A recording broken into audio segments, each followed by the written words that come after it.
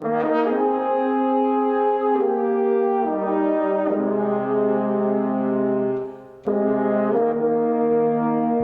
Mira had given me a book, and one night I sat down and I started looking through the history of the Giants. And all of a sudden it hit me. I said, you got a lot of weight on your shoulders now. You have to perform. I wanted to be mentioned in the same breath as a Wyatt Tittle or Sam Huff. It's Lawrence Taylor. Phil Simms. Frank Gifford and Andy Robustelli. Ghosts of the past. Ghosts of the past. Rich tradition.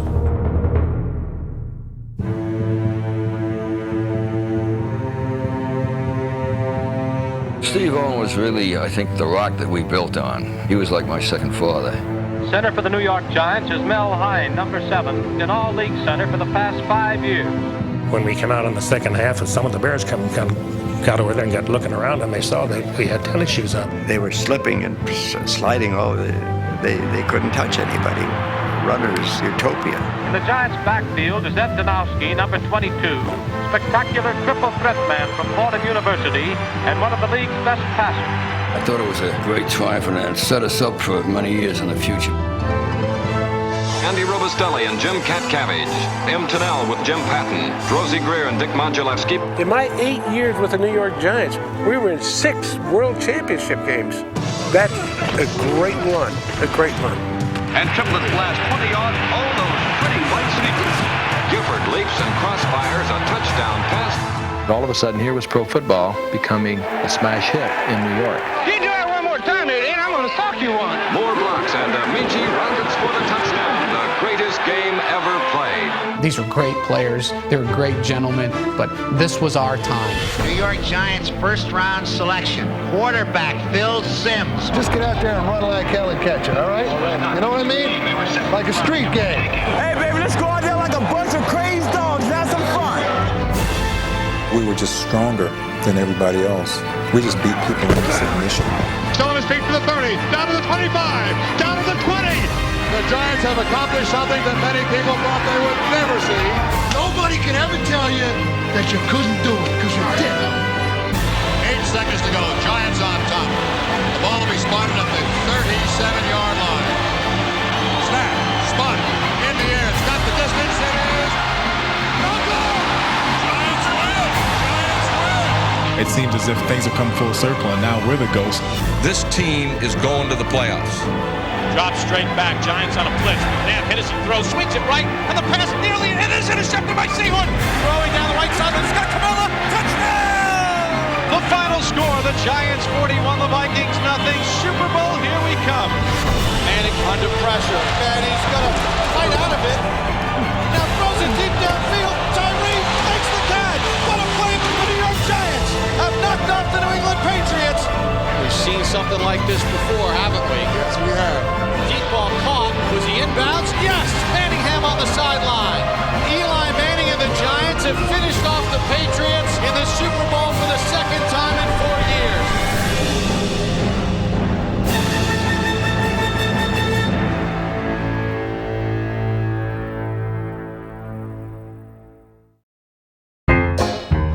In its early years, the National Football League was hardly a national game. Most of its ball clubs played in Midwestern towns, and if the NFL expected to survive, a team would have to play in America's largest city. New York welcomed pro football in 1925, when an unlikely benefactor was approached to buy the franchise. Tim Mara was a bookmaker in New York, which was a legal occupation at that particular time, and he was also a very flamboyant man around New York. 2 of his best friends were Mayor Jimmy Walker and the Governor Al Smith. And Mara was involved in a lot of things. My father was offered the New York franchise in the National Football League for $500, and his exact quote, an empty store with chairs in it is worth more than $500 in New York, and that's how he acquired the Giants. He had never seen a football game before. The fledgling football squad shared the Polo Grounds with their Giants baseball counterparts, hoping to attract fans by signing players such as the legendary but over-the-hill Jim Thorpe. The team won right away, but skeptical New Yorkers remained unconvinced. The Giants were very lucky if they got 10,000 people to watch a professional football game. In fact, they were, I think, $40,000 in debt when the season was coming to a close. In attempting to acquire Red Grange, the country's most famous college player, the Giants were at least partially successful. Grange had already signed with Hallis with the Bears, but he did get an agreement with Hallis to come in and play an exhibition game in the Polo Grounds, and it was a huge crowd and was a huge success. When the Bears came out there on the tour with Red Grange, there were more than 70,000 people who showed up, paid to get into the Polo Grounds to watch Red Grange play. This really established the sport of professional football in New York City. And with that, they, in fact, made enough money so that they were in the black at the end of the year. The team won its first title in 1927 as future Hall of Famer Cal Hubbard led a defense that allowed only 20 points all season.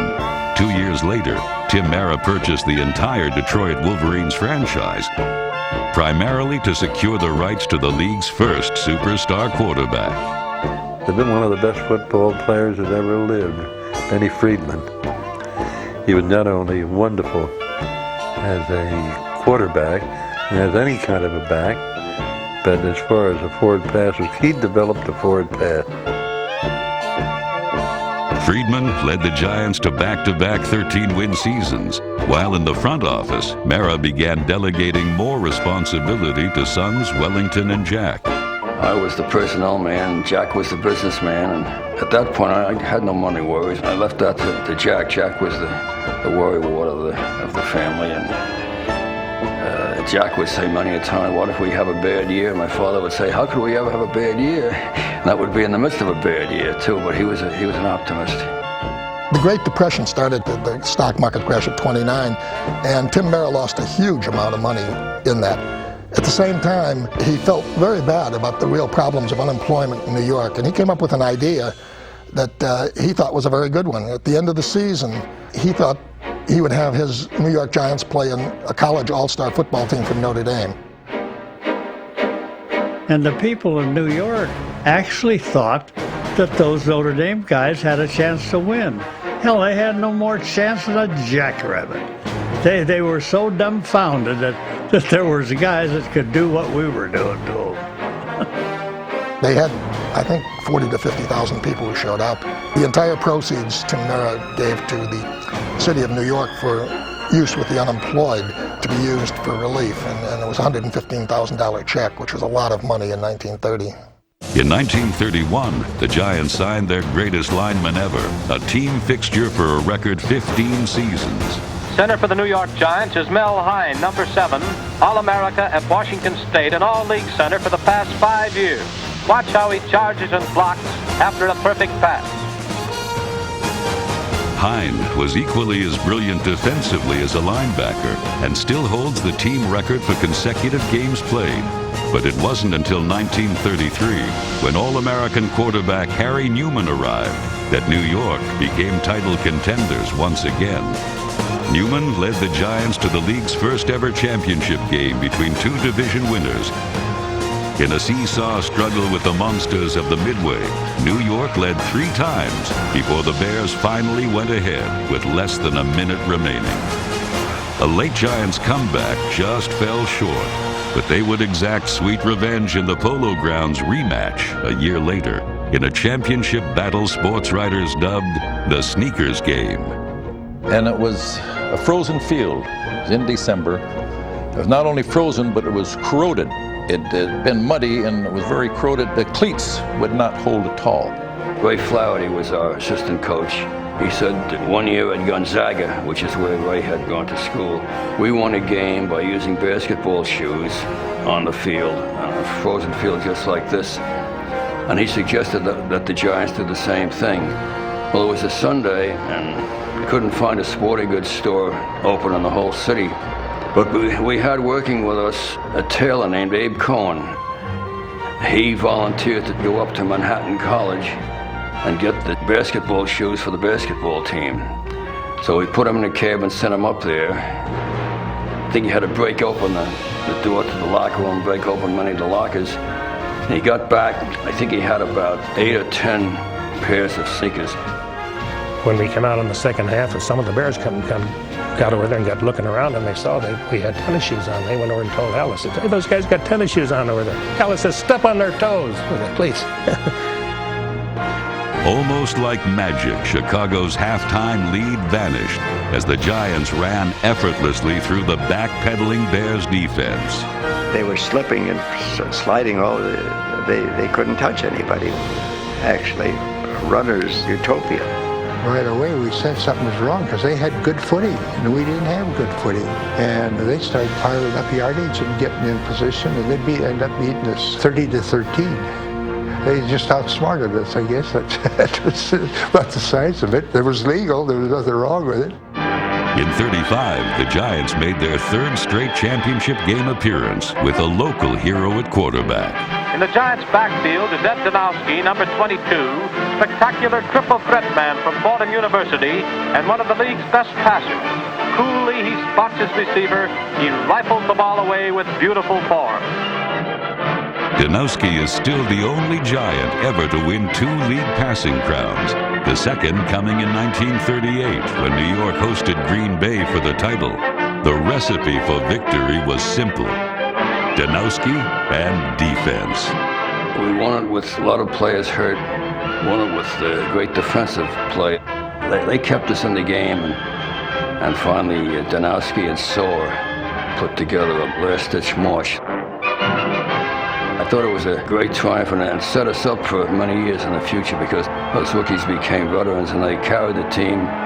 Although the Giants remained contenders well into the 1940s, this would be New York's last championship celebration for nearly 2 decades. While Giants players of various eras came and went, one constant endured: a mountain of a man named Steve Owen, New York's head coach for nearly a quarter century. One of the things about Steve Owen, he never had a contract with Tim Mara. Every year, they just agreed and shook hands. Never a written contract in the entire time from 1931 to 1953, and he was always happy. He was a giant of a guy, physically and spiritually. He was just a beautiful person. The one thing that you did with Steve is you loved the guy. He would give you some, what you might think, impossible assignments. But, you responded to him because you had to deliver. He was conceptually the best defensive mind that I have ever seen. Steve, to me, is the creator of what you see today in defensive football. Steve had a fairly good knowledge of football, and he put in the first team to use the 5-3 defense with stunts and things like that, and the 5-4 umbrella. It was one of the most versatile defenses around, and other teams were not prepared for it when he first introduced it in the early 30s, and it became a major factor in defensive football in the NFL. It was Owen who first established defensive excellence as a Giant trademark. Another franchise signature was a physical running game. Few backs were more bruising than future Hall of Famer Alphonse Tuffy Lehmans, who won the league rushing crown in his rookie year. Hardly anyone knew about Tuffy Lehmans until he played in the All-Star game in Chicago. He played a great game, and Wellington Mara saw him play and went up to talk to him and asked him if he was interested in playing with the Giants. So he came with the Giants. Now, Tuffy was a very hard runner, not a lot of great speed, but he had a knack of driving through people, and he was tough. His nickname was Tuffy, and he really was tough. Opening the running lanes for Lehmans was fullback Ken Strong, who also served as the Giants' field goal specialist for many seasons. At the time of his retirement, the Canton-bound kicker was New York's all-time leading scorer. Another prolific point producer was wingback Ward Cuff, number 14. Cuff was the preferred passing target for Giants quarterbacks from the late 30s into the 40s, when the team made 5 championship game appearances. Unfortunately, the Giants failed to win any of those games. Steve Owen and the Mara family understood changes would have to be made. Aging stars were eventually replaced with players from the college draft. Soon, New York's post-war roster began to sport an abundance of fresh faces. One of their first successful picks was Chattanooga's Gene Choo Choo Roberts. Choo Choo scored 17 touchdowns in 1949, and his 218 rushing yards in a single game remains the team record to this day. Another astute move was a trade with the Redskins that brought Mississippi quarterback Charlie Connolly to Manhattan. Charlie Connolly is one of the strongest men of character, of strength, inner strength that any mortal I've ever known. And you know, they talk about who would you like to have next to you in a foxhole? That's the man you want. He is just great under pressure. He was tremendous. When I first came with the Giants, I guess they listed me as 24 years old. But I was 47 because I'd been in college and I went in World War II for 3 years. My offensive players, linemen, the guys who were blocking for me kind of felt sorry for me because I was a little older. When the guards, say for example, missed a block, some of my teammates would come back and apologize. Where I would tell them, "You're killing me, you're hurting me," and I think my age helped me quite a bit with it. It also helped having fellow Southerner Eddie Price in the backfield. Injuries shortened the former Tulane runner's career, but he was New York's ground-gaining leader 3 times and held the team record for seasonal yards per carry average for nearly 60 years. In 1951, Eddie won the league rushing championship, the last time any Giant has claimed that title.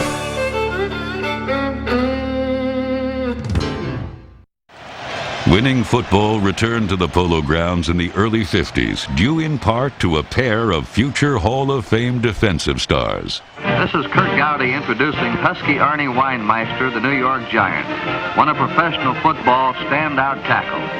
His familiar number 73 brings lots of satisfaction to the hearts of Coach Steve Owen and all the members of the Giants football team, and it also brings plenty of headaches and bruises to the opposition.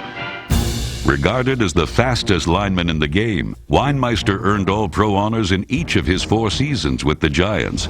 His constant pressure perfectly complemented the brilliant pass coverage of safety Emlen Tunnell.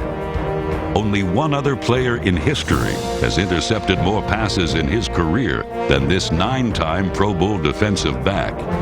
Emlen Tunnell was one of the great football players of all time.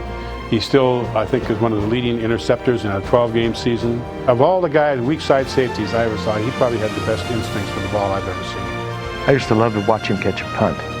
He caught it like Willie Mays. He had the softest hands I've ever seen. And he wasn't all that fast, and yet he had some incredible returns of punts and kickoffs. He just had a great instinct and a feel for where he was on the field at any time. The Giants added more coast-to-coast capability in 1951 when they used their bonus selection in the draft to sign SMU's All-American halfback, Kyle Rote. Here is a Giant thrill of the year. Rote slips like quicksilver into the open. He outruns the field for 52 yards. Rote comes back on his own college gridiron. The Giants win it 24-6. Kyle Rote was respected on the field as a leader, but the players loved him too. In fact, I think 6 of them named male children after him, using the name Kyle, which was not a very common name in New York.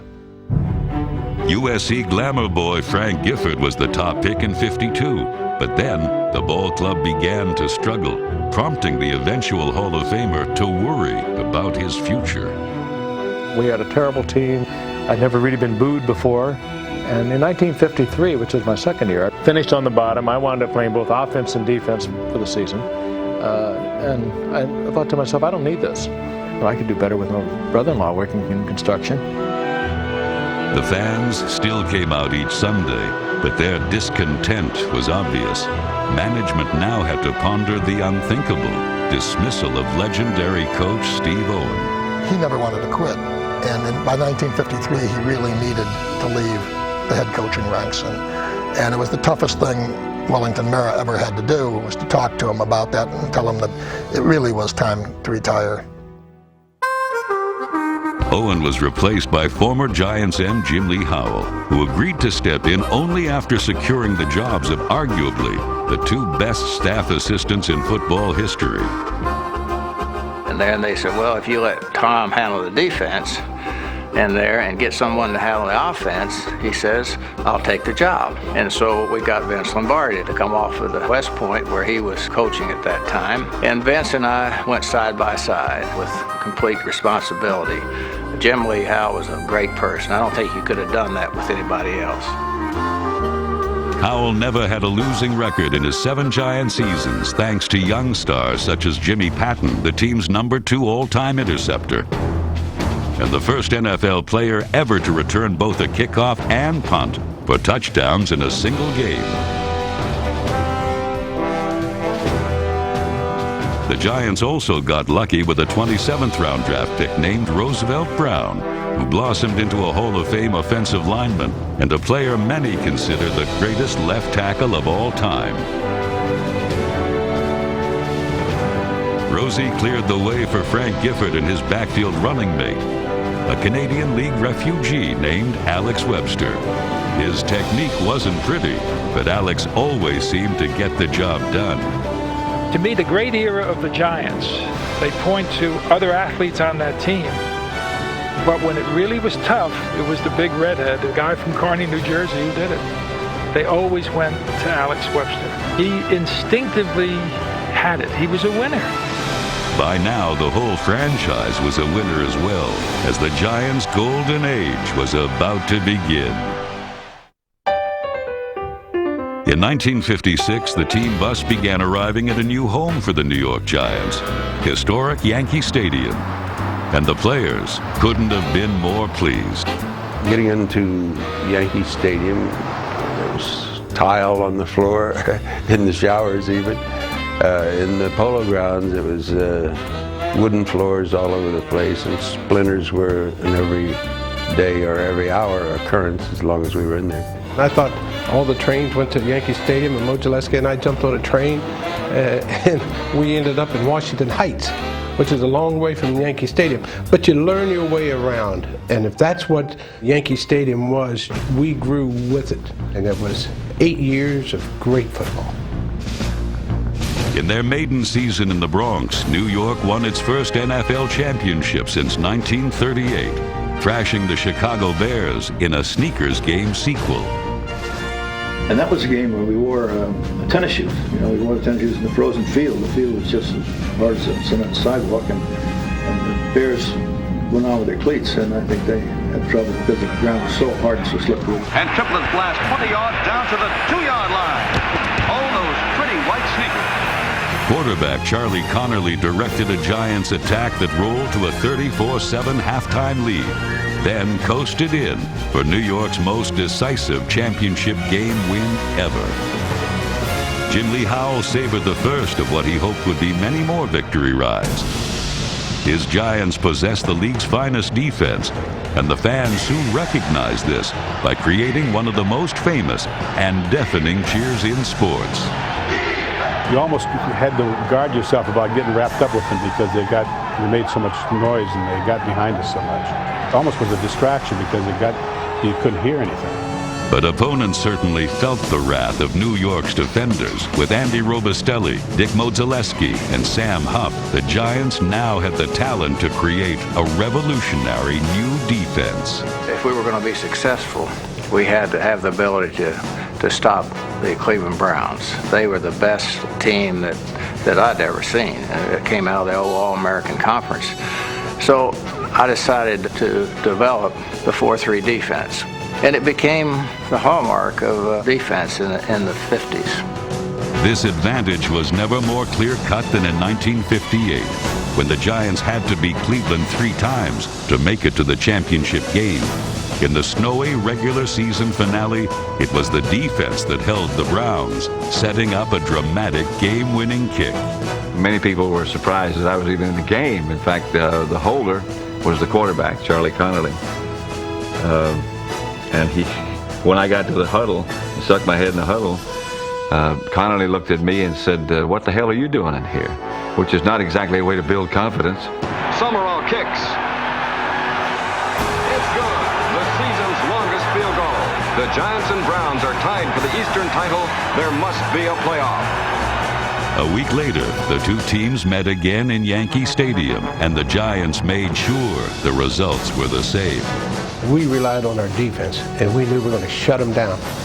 And when you shut Jim Brown down for 4 quarters, brother, you're doing something. Tom Landry, he set up the defense to stop the Browns. and stop them we did. This time, Cleveland didn't even make it into the end zone.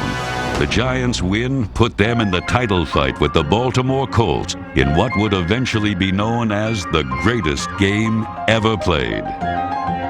A record national television audience tuned in and watched as the visitors bolted to a 14-3 halftime advantage. Baltimore threatened to put the game out of reach until the defense staged a dramatic third-quarter goal line stand. Then the Giants mounted a remarkable comeback, spearheaded by one of the most bizarre plays in team history. New York has Gifford at left halfback, King at right halfback, and flank wide to the right goes Webster. Here's Connolly fakes the King, throwing down the middle. Road is in the open. He's got it, but he shakes first one man, shakes up another. He's been chased from behind and brought down. There's a fumble on the play, and it's picked up by New York. And Webster with the ball from the 20-yard line into the end zone. That's what happened. There's no marker down. I swear there's nothing too good for Alex Webster. I would do whatever he wanted, shine his shoes there at the middle of the game, whatever it was, because he really did. He saved me. Connolly's pass to Gifford put New York ahead in the fourth quarter, but a Colts rally forced the NFL's first overtime game. And although the Giants eventually lost, the day's drama made football the new king of American sports.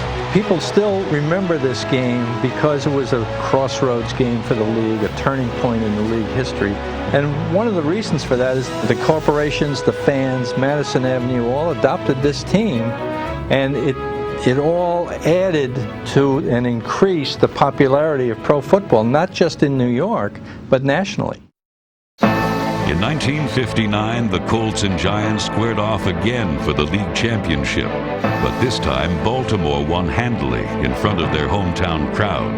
The following year, New York skidded to third place and lost Frank Gifford after a frightening collision with the Eagles' Chuck Bednarik. He didn't hit me in the head. I fell backwards and the field was partially frozen. My head snapped back and I got a concussion, which later turned out to be a spinal concussion. I had cracked a vertebrae in my neck. Carried Frank off the field on a stretcher, and unknown to us, some fan that day had a heart attack in the stands. The man had unfortunately died in our locker room, and they were taking him out with a sheet over his face just as we started to walk in, and we all thought that Bednarik had killed Gifford. While Frank was forced to sit out a full season as his injuries healed, other events were also affecting the team. Jim Lee Howell retired and was replaced by Ali Sherman. More changes rapidly followed. 1961 for the Giants was a little bit of a rebuilding year. We had lost in 1960. Charlie Connolly was getting older. I think the Maras and management realized they had to do something. So they worked out the trade with San Francisco, and Y.A. Tittle came from the 49ers to the Giants. We didn't have anybody, and nor had we had anybody who came close to throwing the ball as well as he did. I mean, the ball, you could hear it whistling when he let it go. Tittle, he say to me, "Hey, Allie, I'll give you a pass to the tight end that's better than any dive. Here we got 4th and a half where the equipment man could fall on his nose for a first down, but he loved to throw the ball." And he had that presence. But the Giants weren't done dealing yet. In an effort to add more speed to the receiving corps, New York acquired Del Schaffner, number 85, who proceeded to top the team in catches for the next 3 years. Perfect target for Tittle. When you're a receiver with the kind of speed I had, it was wonderful to have a Del Schaffner around because, I mean, he would clear the whole barn for you. He always commanded double coverage because he was the guy that could hit from 65, 70 yards out. New York still fielded one of the NFL's best defenses. Young stars such as Jim Katcavage, Erich Barnes, and number 22 Dick Lynch saw to that. But the 60s Giants were also renowned for their offensive firepower. Commenting upon the Giants, because I did live in New York for a while, they did have a great defensive team. But don't say that they didn't have also a good offensive team. After all, I remember Y.A. Tittle when he was throwing passes to Del Schaffner, and to Frank Gifford. That was a pretty good offensive team, don't you think? It was never better than the afternoon Tittle made history in a game he wasn't even expected to start. I wasn't supposed to play. I'd hurt myself in my shoulder. And of course, the same old thing happened. Alex Sherman said, "Can you play?" And I said, "Yes." But I really didn't know whether I was going to be able to throw because I hadn't thrown all week. So I threw the first 7 passes were all incomplete and badly incomplete. And I knew any moment he was going to take me out. And then I hit about 13 in a row. And I don't know why. It just happened. Everything went for touchdowns and 500 and some odd yards. Tittle tied the league mark of 7 touchdown passes in a game. And with plenty of time remaining, his teammates encouraged him to go for the record-setting number 8. We already had 49 points. For me to go out and throw the ball helplessly way ahead, try to get 8, it didn't seem in good taste then. Right now, I will throw it. Y.A. led New York to 3 straight league championship appearances, but the Giants lost the first 2 against Green Bay, then the third versus the Chicago Bears. Unknowingly, the league's flagship franchise would not play in another title game for more than 20 years. We represented the Giants. We took our shots and we lost, but at least we were there at the end, losing, but we were there. We were in 6 World Championship games. Had we won none of them, is it so disgraceful to be second best out of the whole lot for so many years when so many teams never even made it? The John Baker hit on me in Pittsburgh more or less ended my career. Hard for me to believe that I could really be finished. And the New York press got into the idea that I was an old man and couldn't play anymore.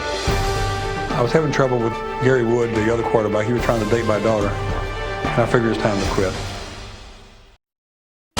After the 1963 season, the Giants really fell apart. Players went either by retirement, by trades. All of the famous names were gone. Sports writers, everybody was looking for something that they could talk about with the Giants. There was this group of running backs they called the Baby Bulls. There was Tucker Fredrickson, Steve Thurlow, Ernie Coy, Ernie Wheelwright, Chuck Mersine. This was one thing that offered a lot of promise because these were big, strong, young guys. And this was supposedly going to be the new hope for the New York Giants. Injuries shortened the careers of most of the Baby Bulls, but longevity was the hallmark of number 40, Joe Morrison's time in New York.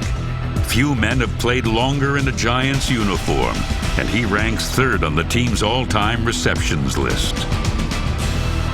While Joe kept making plays, a Hungarian kicker was making headlines at the height of the AFL-NFL talent feud. I jumped leagues, actually. I was the first guy jumping from the AFL to the NFL. I signed with the Giants.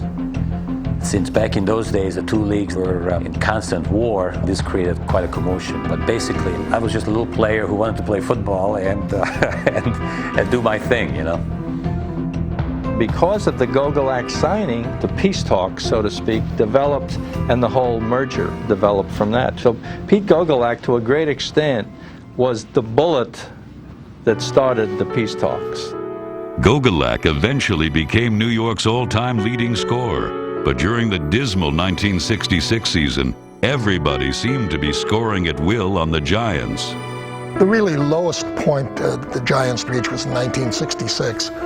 That was the year that their defense allowed over 500 points. I think it was 501 points, which was at that time the most points ever allowed by any defense in the history of the NFL. Wellington Mara decided something major had to be done, and he went out and got Fran Tarkenton. The Giants were delighted to welcome football's most animated quarterback, but obtaining him from the Vikings exacted a steep price.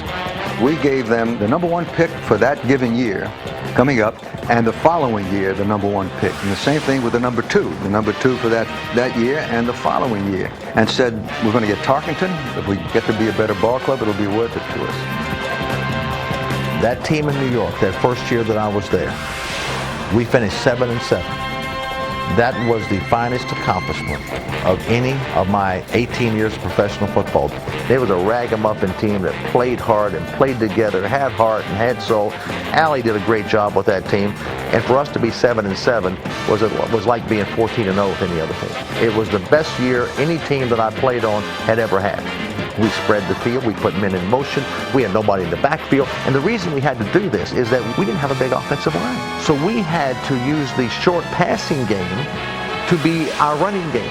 The West Coast offense, as we know it today, was absolutely started in New York, and they let me be a part of that architecture, and we had more fun with it. New York's offense proved most enjoyable when Fran fired deep downfield to the mercurial Homer Jones. He was the fastest receiver I have ever seen, and he weighed 235 pounds.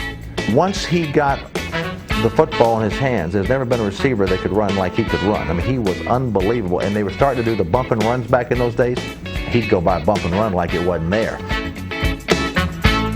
Homer is also recognized as the first man ever to deploy the end zone spike. When I made my first touchdown, I was going to throw the ball in the stands. In the meantime, I had forgotten that he changed the rules, but I think it was a $500 fine for throwing the ball in the stands.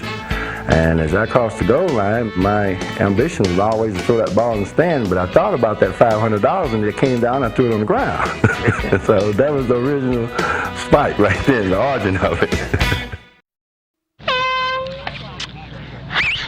Allie Sherman's teams of the late 60s posted back-to-back second-place finishes, despite glaring weaknesses on defense. Put your eyes in your hands. That's why those drills were on you. Put them in there now. Make sure, nail it in. If you don't get them in these kind of drills, it's going to be tougher in the game. I don't care how much you know about football. If you show me you can't hit, you don't belong here. You better get in here angry, both sides, and let's go to work. Now get it up. But Allie's strongly worded commands could not compensate for the obvious lack of defensive talent. Even with friends in high places, Sherman was unable to return New York to the winner's circle. Ultimately, he was supplanted by another legendary Giant. Allie was let go, which I felt so bad about that. And I was still in the process of learning how to be a coach. And when Mr. Marrow offered me the job, I argued for quite a while with him. Webster lost that argument, but ultimately won Coach of the Year honors by posting winning records in 1970 and 72, due primarily to the emergence of Ron Johnson, the first Giant ever to rush for 1,000 yards in a season. Another valuable addition was free agent Bob Tucker, a four-time team reception leader, and the NFL's first actual tight end to top the league in pass receiving. The defenses of the early 70s were led by the pass-rushing tandem of John Mendenhall and Jack Gregory. And for more than a decade, the one member of the Giants' secondary opponents hoped to avoid was number 43, Carl Spider Lockhart, the third leading interceptor in franchise history. Despite these standouts, the Giants kept losing games and eventually lost their home field as well. Baseball renovations to Yankee Stadium forced the Mara family to make some difficult decisions. As we went around the league, we saw the teams all having better stadia, being able to provide better accommodations for their fans. We had a tremendous waiting list, and we had so many obstructed view seats in Yankee Stadium. We just felt we're not doing our best for our fans. There's no way we can grow here or expand here. All we can do is hope to hold our own. By 1973, the Giants became nomads, leaving their old park for the collegiate confines of Connecticut's Yale Bowl. Now every game was a road game, an obstacle new head coach Bill Arnsparger tried his best to overcome. His first game with the Giants is a home game in Yale Bowl. Now he's suddenly confronted with the Giants dressed in the ladies' locker room at the Yale Bowl. So Arnsparger's in there giving his big pep talk for the first Giant game ever as head coach. And behind him is a sign that says, "Beat Radcliffe." New York didn't beat anybody on their temporary home field in 1974, despite solid performances from players such as running back Doug Coder. Following another year of games at Shea Stadium, the Giants eagerly anticipated completion of a home they could call their own. They came up with a number of different sites in Jersey, and this one was ultimately agreed upon. It was full speed ahead and damn the torpedoes. After almost a half-century in the boroughs, the Giants were ready to cross the Hudson into New Jersey.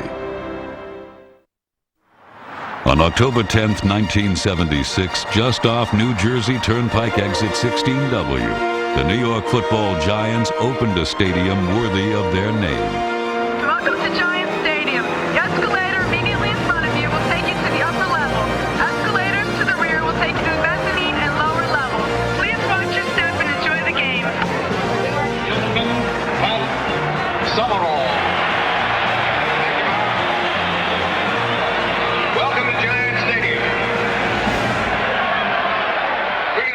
Unfortunately, the best Giants on the field that day were too old to wear their uniforms. Yeah, I made the mistake of trying to use what I call the patchwork system. Mara's patchwork system replaced an aging nucleus with veterans like Larry Zonka, who were far past their prime. Now the team and the owner were suffering the consequences. Wellington Mara, I have seen him in his moments of solitude where it has just agonized him to no end that we have lost. And the reflection that has on the people who come through those turnstiles every day, every Sunday. I think, number one, we underestimated the fan loyalty. They were much more patient than we thought they were. So a 5-year plan would have been the way to have done it. It turned out to be, what, an 18-year plan or something like that. The nadir came in 1978, leading the Eagles 17-12 late in the fourth quarter of an important NFC East game. The Giants needed only to run out the clock to even their record and stay alive in the playoff hunt. Under 30 seconds left in the game. From here on in, Pizarczyk can just fall on the football and there is nothing the Eagles can do. And Pizarczyk fumbles the football. It's picked up by Herman Edwards. 15, 10, 5, touchdown Eagles! I don't believe it. I don't believe it. The Eagles beat the Giants 19-17 before a shocked crowd at the Meadowlands. After the fumble in the Meadowlands, the Giants' ownership had seen enough. When the season was over, the Maras restructured the front office, handing personnel duties to new general manager George Young. The first thing that he did to really put us on the right road was hiring Ray Perkins as the coach. I wanted somebody to make it unhappy for the players to lose. I wanted a guy who I know that was tough and I know would fight through hard times, and that's exactly what he did. Young had found his coach. With his first pick in the '79 draft, he chose his quarterback. Phil Simms started 8 games in his rookie year. Of those, the Giants won 6, but hopes for the future were waylaid the following season by a defense that allowed more than 400 points. The Giants needed a player who could make the same impact on defense that Simms had on the offense. In the 18th year of their 5-year plan, the Giants introduced the very definition of impact player.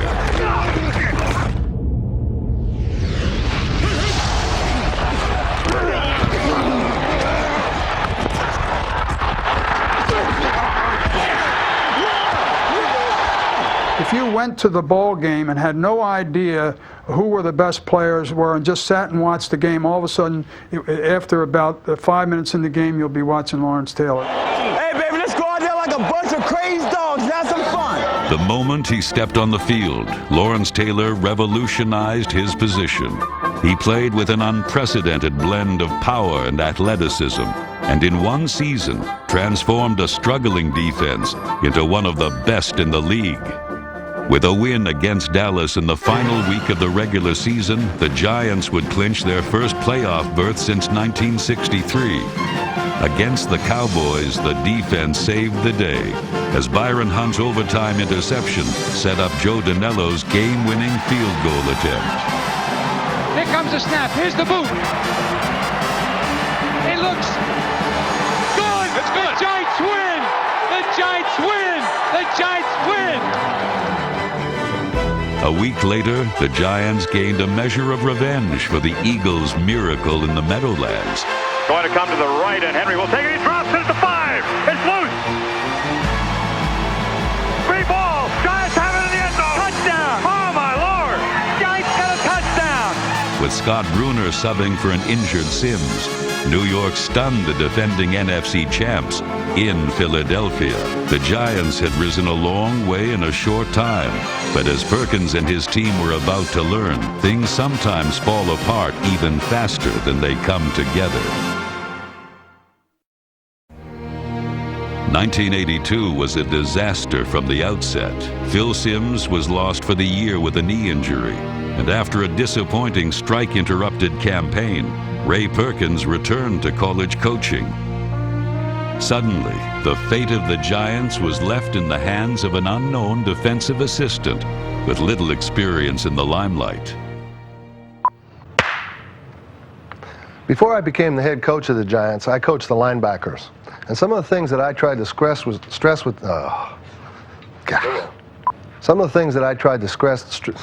golly. I always emphasize that.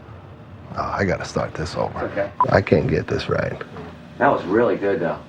I mean, we were on a roll. Yeah, coming on pretty good. Yeah. Doesn't matter. Just take your time, regroup, and we're still rolling.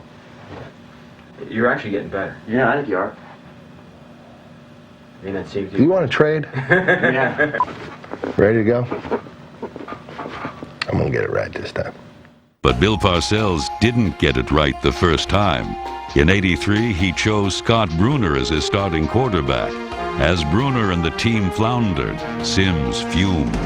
When Bill Parcells said Scott Bruner's going to be my starter, I remember walking into him and he told me, he says, "What do you got anything to say about that?" And I said, "Yeah, I want to get out of here as fast as I can. I don't like you. I don't like, a bunch of, I couldn't believe this stuff was coming out of my mouth, but I just couldn't imagine Bill and I were ever going to be able to work together." The coach and the quarterback eventually resolved their differences, but the season was beyond repair. The Giants finished with just 3 wins. 1983 was a disaster that the Giants were not counting on. Parcells was under huge pressures from the fans and from the media and the newspaper writers. Everybody was hollering for a scalp. The only ones who seemed to like him were the players. The following season, Parcells surrounded his loyal core of veterans with 22 first and second year players. What he did is he wanted to get a bunch of guys in there that I think that he thought were good, class, quality people, not necessarily the best athletes. I mean, we had a lot of guys who, weren't great athletes, but they were great people and we truly cared about each other. He made his rounds with every player on that team one way or another during the course of a week so that everyone knew that he cared about them. Billy, make sure you remind him. They might try something big early. Yeah. Okay? Last time I told you guys that, you forgot to remember. Remember? Don't worry about doing everything perfect now. Just get out there and run like hell and catch it, all right? You know what I mean? Like a street game. Remember them? With a dominating defense and a ground game electrified by a shifty little runner named Joe Morris, the Giants restored 2 hallmarks of their past. Simms, meanwhile, threw for over 4,000 yards, something no Giants quarterback had ever done. The Giants returned to the postseason, where they met record-setting running back Eric Dickerson and his Los Angeles Rams. They shut down Dickerson and toppled the favored Rams.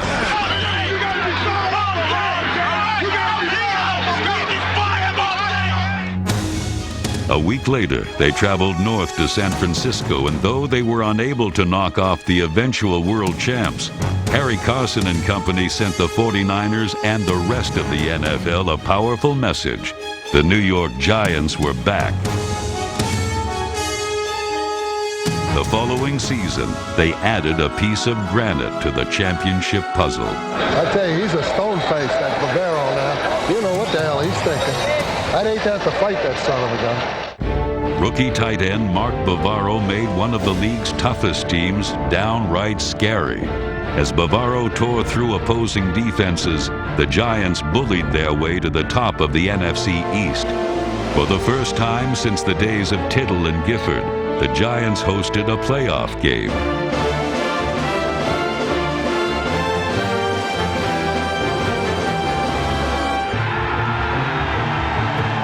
A 17-3 drubbing of the 49ers bought New York a ticket to the divisional playoffs.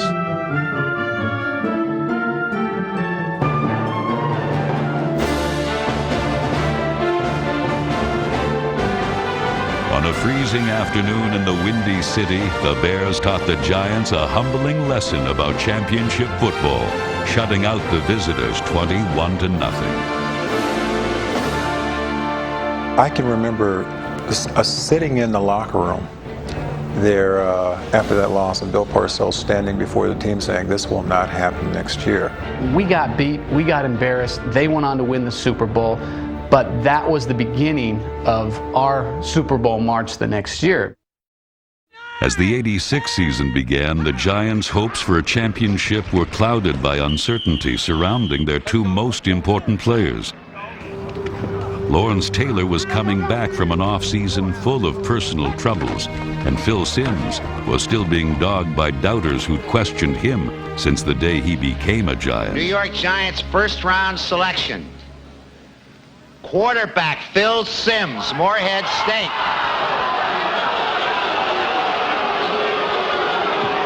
He endured 7 years of injuries, booings, and benchings, and now Simms had finally taken his place at center stage. There was just one problem. You know, in '86, man, it was rough in the middle of the year. Our offense, it basically stunk, and I couldn't do anything, and nothing was working. Mired in a mid-season slump, the quarterback turned to an unlikely source for advice. Hey, Phil, I'll run the game. I don't know who you're sending in. I'm sending goal line in, Well, bud. somebody give me something. Okay, I ain't got time to make a call. He took me aside one day after practice, and he says, "Look," he says, "I know we're not protecting you well, and the receivers are beat up and all this, but I just want you to go back being the quarterback that I know and love." I said, you got to forget about this stuff and just go out and be aggressive and don't be tentative and don't be afraid. We'll just call the plays and you just throw. And that's when we went to Minnesota. And of course, well, you know. That is my favorite game of all. I enjoyed that game more than I did the Super Bowl. My first game as a pro was great, but the Minnesota game up there, it's the highlight of my career. New York took a 19-13 lead in Minnesota, but the Vikings rallied, and with less than a minute to play, the Giants found themselves in a desperate situation. That's when Phil Simms came of age as a championship quarterback. 17, Simms drops back to the 40. Simms throws, complete him, he's in. Yes, at the 30-yard line, first down. Snap, the spot, the kick, it's up, it is good. After that 4th and 17 completion, the momentum it began to grow exponentially. Every game and thereafter, every quarter, we got so much stronger, and we just had such a profound belief in ourselves. We were just stronger than everybody else. We just beat people into submission. Physically, we just dominated people. There wasn't a question of will we win, it's how much are we going to win by. That was the feeling you had going into the games, and that's a feeling that you don't often have, believe me. The team was determined. Every single team that we played knew what we were going to run. And it didn't make any difference. This team imposed its will on everybody else. Morris on the left, Simms looking right, goes with the middle, it is complete to Bavaro down to the 35, still on his feet to the 30, down to the 25, down to the 20, he's got 4 men on his back and gets down to the 17. Their 14-2 record was the best in franchise history. Intercepted, George Martin, 30, 45, at the 45, Elway takes him and breaks the tackle, 40, 35, 30 for Martin, Martin to the 20, Martin to the 10, he's in! What a run! The Giants had become the team to beat, and along the way they created an enduring symbol of victory, the Gatorade bath. Initially, it wasn't anything but an impulsive thought that one of them had, just have a little fun with Bill. Knowing Bill Parcells was so superstitious, if you did something one week and it worked, you had to continue to do it. It was a fun deal. It was a symbol of our affection for our coach. While the players showered their affection on Parcells, the fans embraced number 56. LT answered adversity with the best season of his career, shattering the team sack record and becoming the first defensive player in 15 years to be named league MVP. In the second round of the playoffs, Taylor and his mates continued to shine against San Francisco. The final was 49-3, but the game wasn't nearly as close as the score indicated. Throws wildly, intercepted. There goes Taylor down to the 20. 10, touchdown. LT, way to go. For the first time in its history, Giant Stadium was about to host a championship game.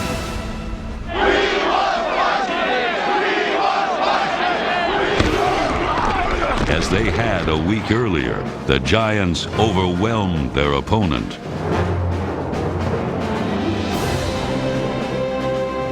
Lobs it, complete touchdown. Lionel Manuel rolls of toilet paper. Pieces of cutout program, newspapers, pouring down like a blizzard on Giant Stadium as the Giants and Bill Parcells and the coaching staff go crazy on the far sideline. And the Giants will be checking their reservation for Pasadena. When they arrived in Pasadena, the Giants made themselves feel right at home. Bill Parcells comes out of his office and he's got a big chart of the Rose Bowl. He's got a tripod. He puts the chart up on the tripod and he looks at me. He said, look, these are the sections that our fans will be in. When you come running out of that tunnel, here's where they'll be. Take that towel, get them revved up because we want to make it seem like it's Giant Stadium. We worked a long time for this, all right? You got an opportunity to be world champs right now. You can be what you want to be, all right? Got the ball, backs up to the 2. He's in the end zone, got him! Safety! He fakes the handoff. Sims trying to throw, does. Touchdown, Boyd! New York trailed 10-9 at the half, then put on one of the most dominating displays in Super Bowl history. On his way to MVP honors, Sims was nearly perfect, completing a record 22 out of 25 passes. And when he did miss the mark, Sims' receivers were there to pick him up.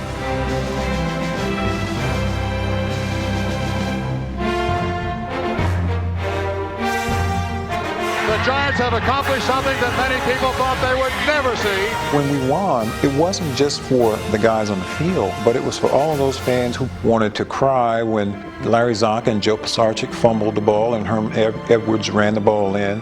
The victory was for Wellington Mara, who wanted to win just as much or more than anybody else. The greatest thing that ever happened when we won that championship was to see him embrace that Vince Lombardi trophy, because God knows there has never been another owner in the NFL that deserved it more.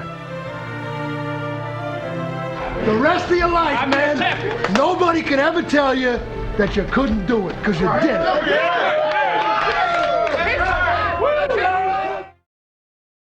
The Giants followed their first championship season in 30 years with the most unsatisfying title defense in NFL history. After New York lost its first 2 games, the Players Union went on strike.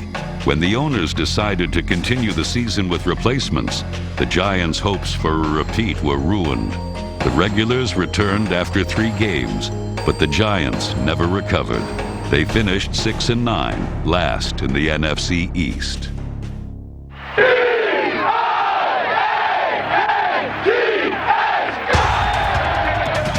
The Giants spent the next 2 seasons fighting their way back to the top of the division they had ruled.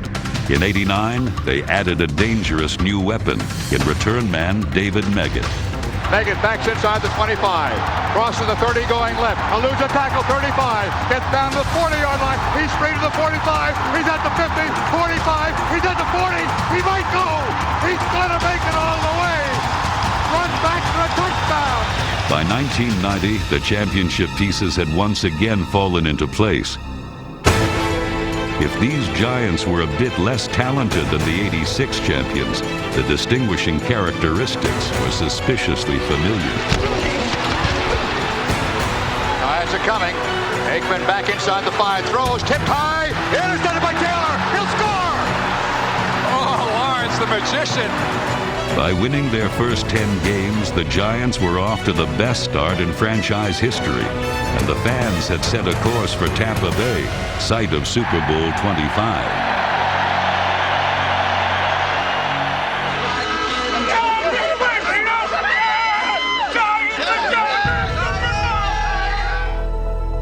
But on a cold, rainy November afternoon, the Giants ran into a major roadblock when Sims went down with a severely sprained ankle.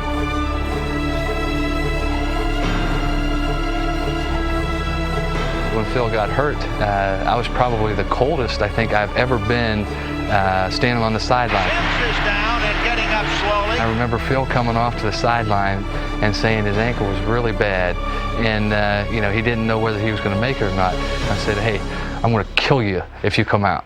Sims is starting to limp off the field here. It's a first down for the Giants. Now we'll get Jeff Hostetler. Everybody was doubting. The Giants are done. You know, there's no way they can do it now. And everywhere I turned, it was negative, negative, negative. The quarterback who'd led them to their only Super Bowl was lost for the season. Now the Giants regrouped and prepared to make another title run without him.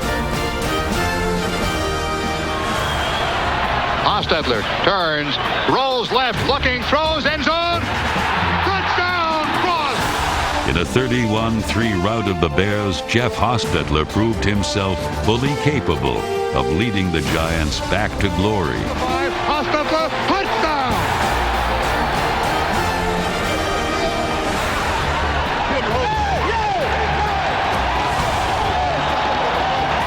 Let's go. Here we come. Going back to Cowboy, you guys. Got one more? One more. Nobody thinks we can win, you know. Try to tackle. They didn't give us a chance in this one. To earn a trip to Tampa, New York would have to dethrone the two-time defending champions in San Francisco. Again, it was a week long of Joe Montana versus Jeff Hostetler. But I was smart enough to know that, hey, I'm not playing Joe. My defense is going to take care of that, and I think they're going to do a good job. Both defenses did a good job.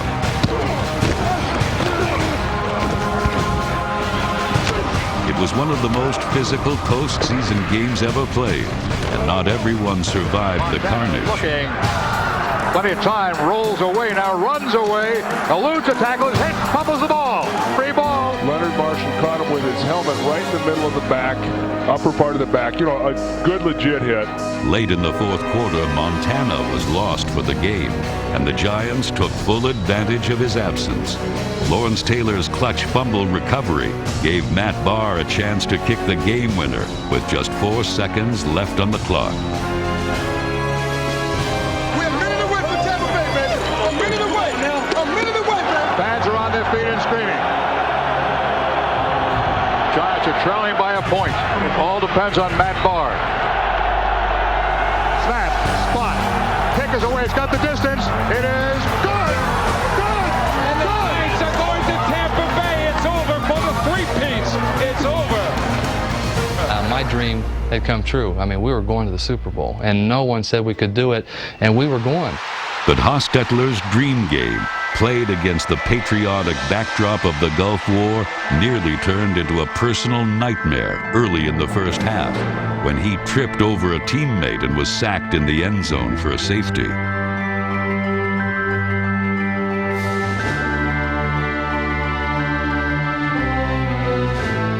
After falling behind 12-3, however, Hoss and the Giants bounced back with a second quarter touchdown pass to Stephen Baker.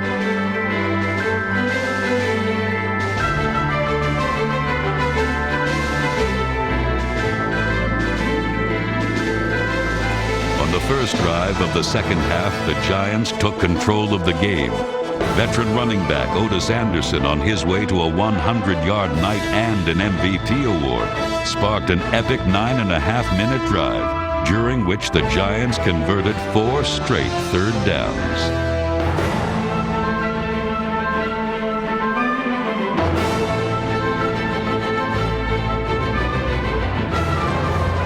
Throws, complete.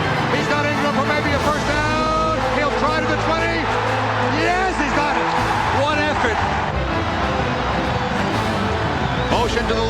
Bosco. O.J. touchdown!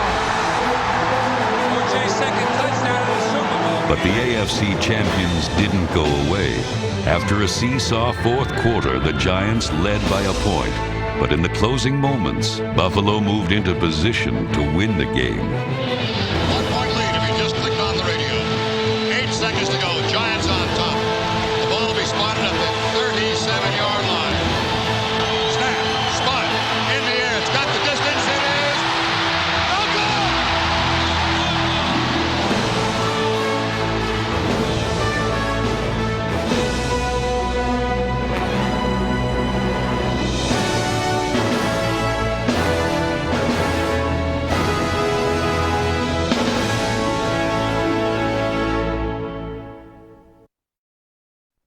Before the dust had even begun to settle on the Giants' second Lombardi trophy, dramatic changes swept through the organization. By the time the '91 season began, Bill Parcells was gone, and Robert Tisch, a lifelong New York fan, had become the first person, not named Mara, to buy a controlling interest in the team. Running back Rodney Hampton, on the way to becoming the team's all-time leading rusher, was the lone bright spot on a team struggling to regain its footing in the wake of Parcells' departure. In 1993, Dan Reeves took over as head coach, and in Reeves' first season, a forgotten old pro brought the Giants back into contention. Sims has a pitch back. Sims has the ball. He's going way down. He's got Jackson. He's got it. Touchdown! At age 38, Phil Simms had one of the finest seasons of his career, leading New York to an 11-5 record and a postseason victory over the Minnesota Vikings. Motion to the right side by Pierce. Hampton gets the call, going right, finds a hole right, gets the cross for 40, 35, he gets the 30, he's down the right side, he might score! Right score!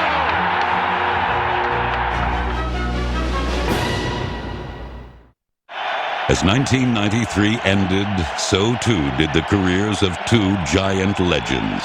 I wanted to throw one more pass in my Giant jersey.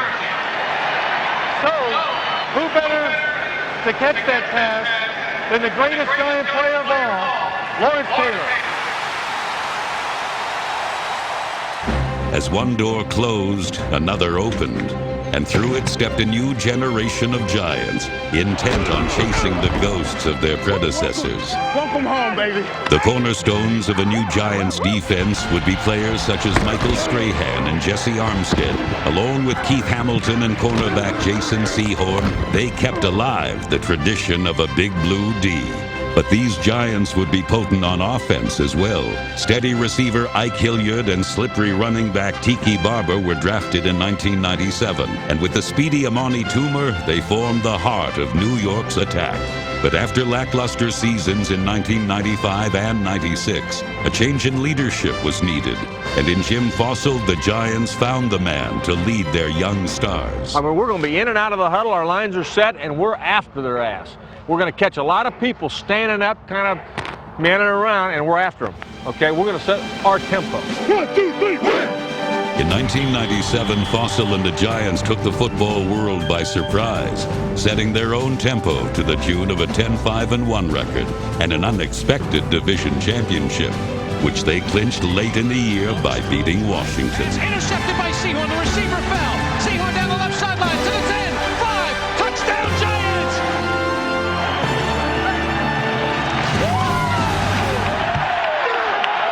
And I'm going to tell you something, man. It's been a while since it's been like this around here. But you know what? We're back! Cannell on a play action, rolls to his right, looks to the end zone. Touchdown! In a playoff rematch with Minnesota, the Giants built a double-digit cushion. But with Randall Cunningham leading them, the Vikings would not concede. The lead dwindled in the final minutes, and Eddie Murray's field goal with 10 seconds left sent the Giants into a 2-year tailspin. And good! Disgust on the Giants sideline. The Giants failed to make the playoffs in 1998, and the following spring the team took a chance on a quarterback who'd been released twice in a matter of months. Midway through the '99 season, the embattled Jim Fossil needed to spark his sinking team, and Kerry Collins was looking to prove he belonged. Against the Jets, Fossil gave Collins the ball, and for a day, the Giants' problems disappeared. He's got Toomer, he's got it. Across midfield, he made a man miss. It's a foot race down the left sideline. Amani Toomer to the 10, 5, touchdown Giants! Jim Fossil's breaking everything out of the playbook. Collins threw 3 touchdowns and ran for another, and though the Giants missed the playoffs, the team now had its quarterback. Little did anyone know, but the pieces were in place for one of the greatest Giants seasons of them all. Heading into 2000, everything old was new again. The Giants' classic uniforms were back, as was a brand of dominating football the Meadowlands had not seen in years. Off the back of his foot to the end zone, touchdown! I tell you! Kerry Collins passed for over 3,600 yards, while Tiki Barber and first-round draft choice Ron Dane tore through defenses like thunder and lightning. But the true force of nature was the Giants' defense, which spurred the team to victory in 7 of its first 9 games. And the Giants, flat as a pancake. But 2 losses in a row put the Giants' postseason dreams in jeopardy, and Jim Fossil knew he had to gamble. Get off my coaches' backs, get off the players' backs. I'm responsible for the whole thing. I'm raising the stakes right now. This is a poker game. I'm shoving my chips to the middle of the table. I'm raising the ante. Anybody wants in, get in. Anybody wants out, can get out. Okay? This team is going to the playoffs. And that's my whole goal in life right now. I'll set the course. After beating Arizona, the Giants used some solid D and 3 Brad DeLuiso field goals to eke out a win in Washington and move into first place. To beat them, I think, really gives a lot of confidence. Does it have the distance on its way? It is good! Really made us feel like we belong. We can win any game we play, and I'm not sure we felt that way before that game. 2 weeks later in Dallas, the Giants made good on Fossil's guarantee. And the Giants are going to win the NFC East. In the regular season finale against the Jaguars, a 5th straight win ensured that the Meadowlands would be rocking throughout the month of January. But despite the hot finish, many still doubted whether Big Blue's turnaround would carry them through the playoffs. Though the Giants had beaten the Eagles twice in the regular season, critics questioned whether it could be done a 3rd time in the same year. Rookie Ron Dixon provided the answer on the game's opening kickoff. A good lining kick. Dixon will take it from his own 4. Up to the 10, 15, breaks right 20, 25, 30. There goes Dixon to the outside. It's a foot race. Ron Dixon in midfield. Ron Dixon's gonna score. But this is the best way you can ever imagine to start a football game. And Giant Stadium is ready to explode.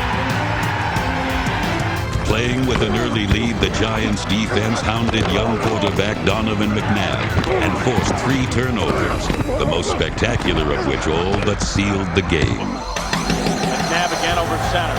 Drops straight back. Giants on a blitz. McNabb hit as he throws. Swings it right. And the pass nearly it is intercepted by Seahorn. He's got it on the run. Down the left sideline. Cuts it to the 10. 5. Touchdown! Unbelievable athleticism. It was on to the NFC Championship game, and the Giants' opponent would be a familiar one. This crowd loves me here. I made the mistake of picking the Vikings before I came here. That's got to be the dumbest thing I've ever done in my life. Talk to me first. I usually do. I did this time. Have fun, Eric. All right, Chris. 60 minutes from the Super Bowl, giant tasks were laid before Big Blue. Settle an old score, outshine the ghosts of the past, and silence those who said neither could be done. With the gauntlet thrown down and the stakes never higher, the Giants responded with what may be the greatest performance in their history. And it all started on the game's 4th play. Collins back, steps up over the middle, and he's got a man. It's Hilliard to the 5, touchdown! 46 yards down the left side. I want to be like Ike. He's got 6. The Vikings fumbled the ensuing kickoff, and 1 play later, Collins found fullback Greg Comella in the corner of the end zone. Minnesota never recovered. Before Minnesota's offense has ever stepped on defense once again made life miserable for a young quarterback. And as the pressure increased, Dante Culpepper and the Vikings' vaunted passing attack wilted and disappeared. Meanwhile, Collins was having the game of his life in the game of his life. Collins under pressure, avoiding the sack, rolls to his left, throws corner of the end zone, touchdown, Jefferson! Oh, what a play by Collins! Just 2 years after being thrown on the scrap heap, Collins threw for nearly 400 yards and hurled 5 touchdown passes, vanquishing the Vikings and rocketing the Giants to the Super Bowl. This game is over. This game was over in the first quarter. With the Vikings stunned, the Giants had erased all doubt. They were champions. And today, on this field of painter's mud, we proved that we're the worst team ever to win the National Football Conference Championship. And I'm happy to say that in 2 weeks, we're going to try to become the worst team ever to win the Super Bowl. Exactly 10 years and 1 day after their previous Tampa triumph, the Giants were back, 60 minutes away from the Vince Lombardi Trophy. Something else, huh? Let's get New York Giants on 3. 1, 2, 3. New York Giants. Stover approaches the football. We are underway. Hey, play quick with him. Play quick. In the first half, Collins wasn't quick enough, throwing 2 interceptions, and the Giants trailed the Baltimore Ravens at the half 10-0. Down 17-0 in the third, New York again looked to Ron Dixon to provide one last postseason spark. Washington back deep with a high climbing kick. Dixon will range back to his own 3. Dixon to the 10, 15, 20, 25, 30. Ron Dixon's going to go. No one's going to catch him. Dixon's 97-yard touchdown return provided the Giants with the final points of their season.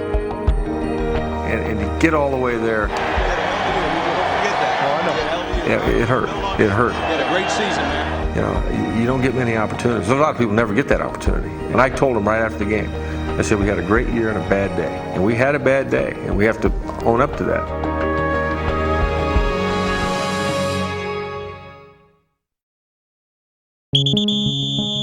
Here we go. Let's go to work. Let's go to work. Hey, great day. We got to get better now. It's an honor to get there. But once you're there, you just don't want to say, well, that's okay. It isn't okay. I want to get back there right now and win that game so bad. It's obsessive to you. Once you've tasted getting to the Super Bowl, now you got to get there and win. The Giants' quest for the Lombardi Trophy became insignificant after the nation was devastated by the events of September 11th. Sitting on my balcony or off the deck watching the towers burn and watching them fall and just thinking, you know, I can't believe it. And then at that night when you had to hide the lights and everything and you see all the smoke, you're thinking to yourself, well, when the smoke clears, they have to be there. With the city in shock, the Giants dedicated themselves to helping their fellow New Yorkers, replacing despair with feelings of hope. The experience of being down there the Saturday after, at that point in time, people were exhausted. They're working 12-hour shifts. We went and brought a bunch of supplies for them and goods. You get 50 guys, coming down to ground zero, kind of telling these guys thank you and cheering them on just like they do for us. It was like a second win, some of them told us. When the NFL played again, when the Giants came home, it was just very emotional because it was people going about their normal routine. And that week before we went, we had a counselor that came on Friday, and he was telling us that people are going to be inspired when they see us. It's going to perk people up. And even if it only lasts for a moment, that God is going to use us to be a part in the healing process. Collins drops back in the pocket, steps up, plenty of time. Deep ball over the middle, looking for Jurevicius. He's got it on the run to the goal line. Touchdown! Collins threw a bullet, and that could seal the deal with 6:05 to go. After a 3-1 start, the team struggled through a pair of 3-game losing streaks. The one constant was number 92, Michael Strahan, who dominated the NFL from start to finish. All day long. I tell you right now, you know everybody gonna watch this with my foot on you, right? McNabb back, under pressure, rolling right, sack back at the 40-yard line. Guess who? Michael Strahan. Play fake, rolls right, gets sacked by Michael Strahan. It's a new record. Michael Strahan After battling back into playoff contention, time finally ran out on the Giants' dream of returning to the Super Bowl. And the shotgun is back. He's looking, he fires, he completes it over the middle, running with the football. They lateral it off to Ron Dixon. At the 50, at the 45-40, at the 35-30, at the 25, and finally tackled at the 5 with no seconds left, and the Eagles win. In order to return to the playoffs, New York's roster needed a boost. The jolt they were looking for came in the NFL Draft. With the 14th choice in the 2002 draft, the New York Giants acquired Jeremy Shockey, tight end from the University of Miami. That first day when he checked into training camp and got in a fight, and everybody was all upset. I said, how can this guy do that? And all I said to myself was, my guy has arrived. Shockey made an immediate impact, rekindling the championship passion that had waned in 2001.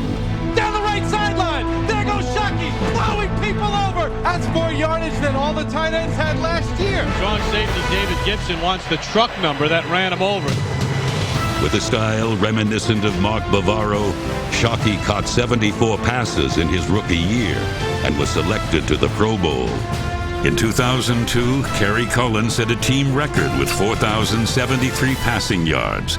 Wide receiver Amani Toomer set a then franchise record with 82 receptions for over 1,300 yards.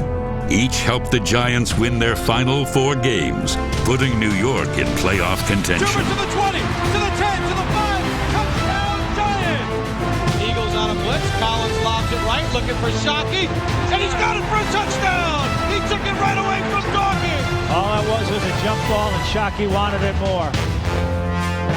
Here comes Bryant to try a 39-yard field goal to put the Giants in the playoffs. Snap, spot, kick on its way, plenty of leg, and it is gone! My gosh! I don't believe it! The Giants are going to the playoffs! In the wild card playoff against San Francisco, New York continued to pile up points, opening a 38-14 third-quarter lead.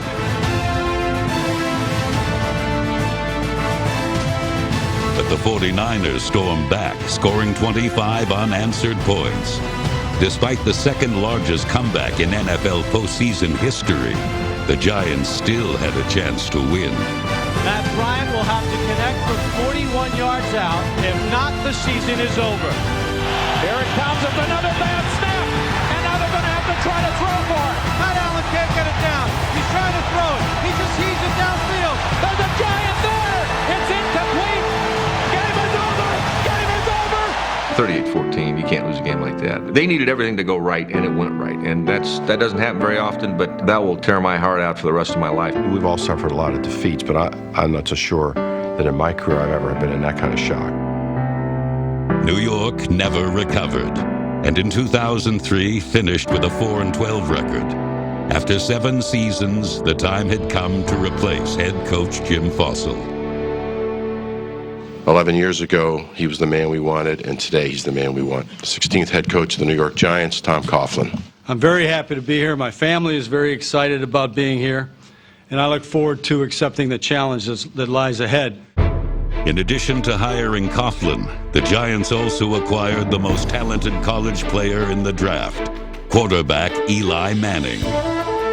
I've had the opportunity to be around great quarterbacks. It's the most important position on the field, maybe in all of sports. You can evaluate every physical ingredient and even the mental ingredients.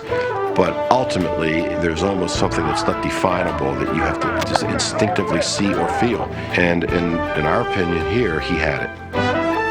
Having been an assistant coach with the Giants from 1988 to 1990, the front office also believes that Coughlin has what it takes to win in New York. He's got a Super Bowl ring with the New York Giants. This franchise means something to him. Its history and tradition means something to him, as it does to all of us. So I don't think that he feels he has any time to waste to try to restore the franchise to where it belongs. Get it going now. Let's get it going. Let's get it going. Remember this. Now, you got to get into the ball carrier. You got to get your body into the ball carrier. Get into him. Vaughn, don't stand straight up in the air at a vertical set. Stay low. I need a little more intensity than I'm getting here now. Let's go. Don't let me catch you going half speed again, okay? It's a great organization. It starts from the top. You know, when I was here as an assistant coach, I had the opportunity to sit back and evaluate and watch how things unfolded here. Well, all kinds of great football players, Phil Simms, O.J. Anderson, Mark Bavaro, Harry Carson, Lawrence Taylor, were great examples of guys about how the game should be played, the intensity and the effort. We're here for a reason, and we're willing to pay a price to win, and that's what that football team was all about. It was all about Eli Manning in 2004, but the prized rookie suffered growing pains.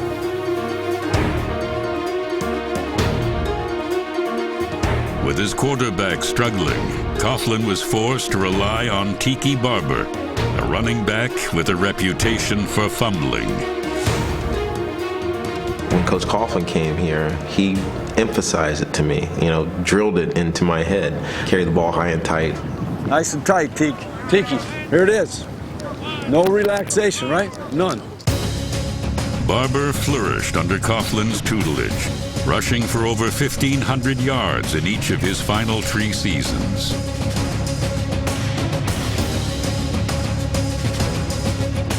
He refuses to go down. He wants to go one way, into the end zone. Tiki is one of the great Giants of all time. He retired as the franchise's all-time leading rusher and all-time leading receiver.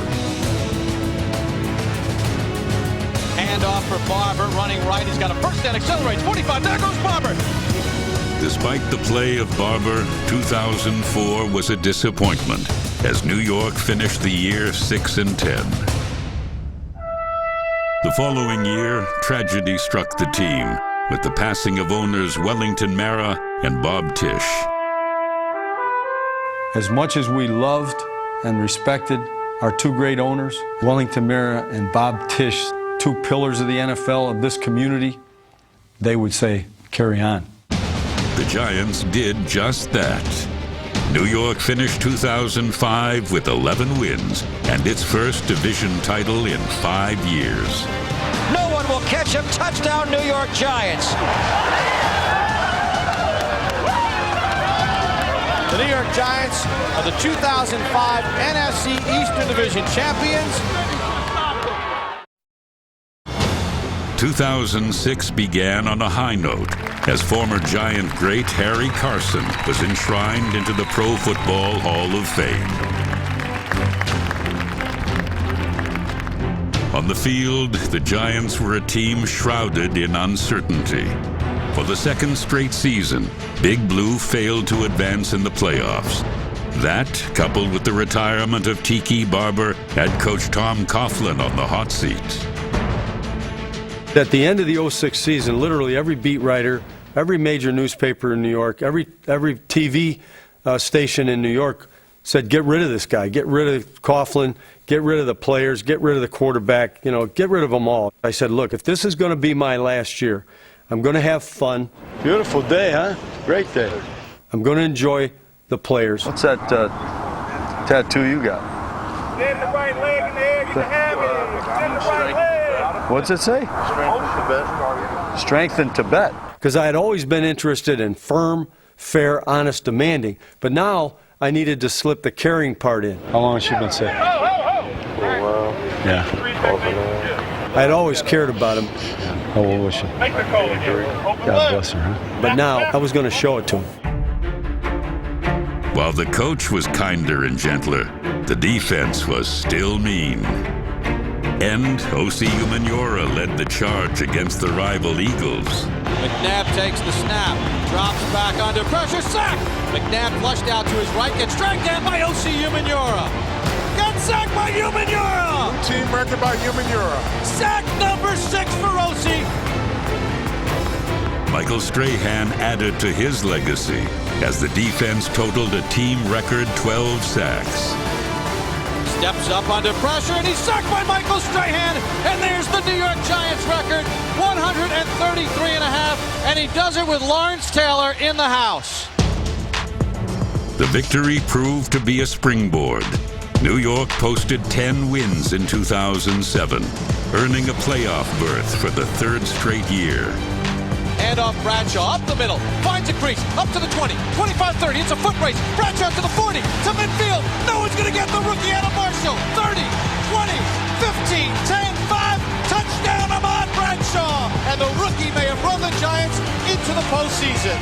When we left Buffalo, knew we were in the playoffs, knew we had the Patriots the next week, I was already picturing myself standing on the sidelines looking at some young guy out there running around trying to get his first sack or first tackle of his NFL career while I relaxed and got my body tuned up for the following week. And should have known I had a coach named Tom Coughlin and that was not going to happen. You know, I do nothing but talk to our guys about winning. How the heck am I going to go into my team and start couching, well, if this happens and that happens, but if this doesn't happen, and that doesn't work for me. I got a tough time with that. Oh, the Giants are in the playoffs. They ain't got nothing to play for. Rest their guys so they don't get hurt. These in the playoffs too. Why ain't they got sitting on the bench? But I'm gonna tell you right now, you gonna put them on fire. Big Blue gave the Patriots all they could handle.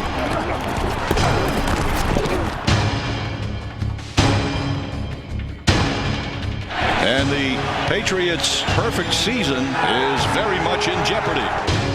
The Giants lost the game, but gained confidence for the postseason.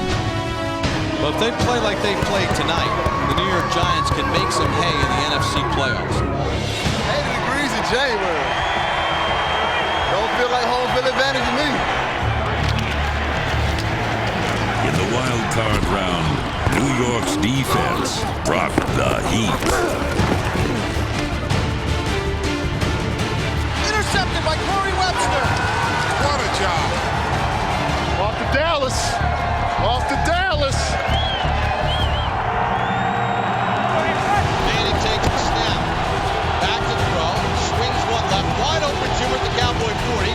Sheds a tackle down the left sideline. 30, 25, 20, 15, 10, 5. Touchdown, Amani Toomer. And the Giants have drawn first blood. Rise up, team! Rise up, team! Come on! Heavily favored, the Cowboys fell victim to Big Blue's relentless pass rush. A season is down to one play. They gotta go to the end zone! End zone! 16 seconds to go. Giants leading by 4. Romo takes the snap. Back to throw. Has time to the end zone. Intercepted by the Giants.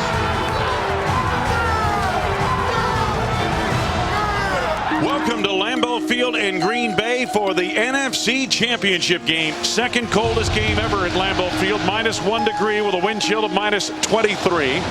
Battling both the elements and the Packers, the Giants would not be denied. Looking for Toomer down the sideline. What a catch! Manning handoff for Bradshaw. Cuts up the middle to the goal line. No signal yet. Is he in? Touchdown Giants. Guys, this close. This close. 4 seconds to go. 4 seconds to the Super Bowl. Tynes to try to kick the Giants into the Super Bowl. Tynes from 36 yards out for the win. Snap aside. Beagles gets it down. Kick a line drive, and it is no good. Left. Missed it wide left. And we're going to overtime. Let's go. One time. We get the ball back. One drive, field goal. We win this. Believe it. We're going to win this damn game. Far back to pass. Takes a deep drop. Steps up. Looking to his right. The pass intercepted by the Giants at the 40-yard line. Corey Webster got the pick. Come on, man. Come on. Finish. All right, here goes Tynes again from 47 yards. Snap is good. Kick on its way. End over end. Does it have the distance? It is good.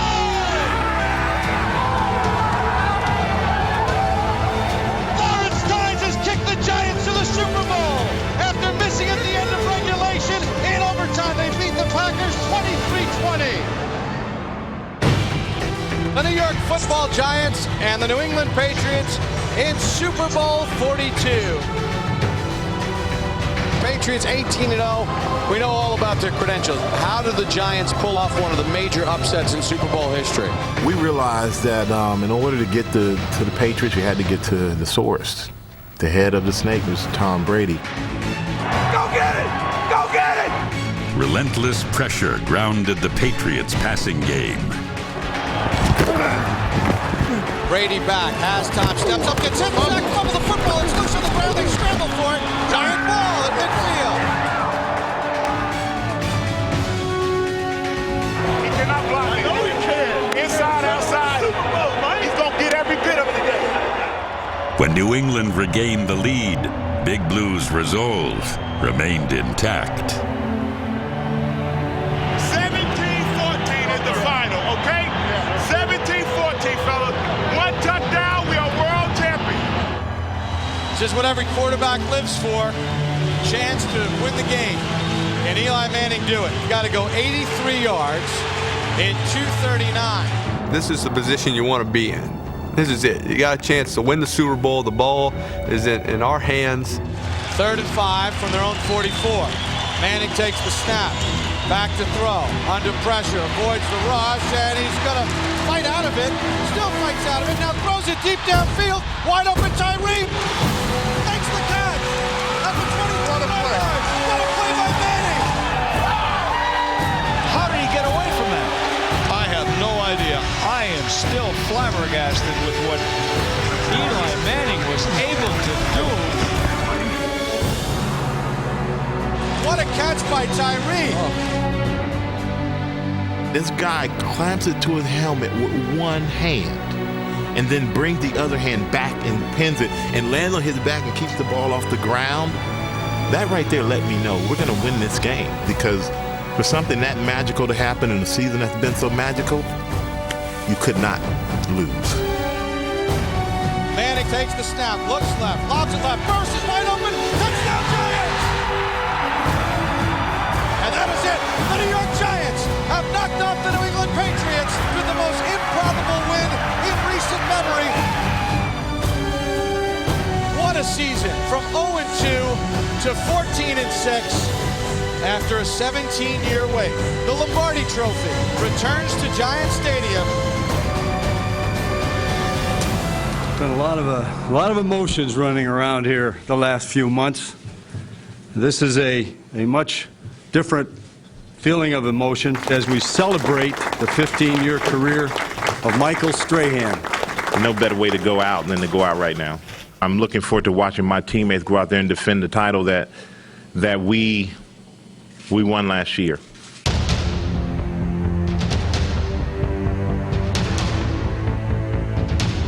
I want you to get on your feet.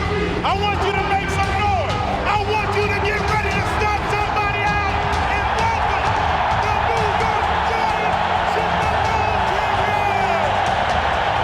Man, let's send a message to everybody else in this league that the Giants, hey, we defended champions for a reason.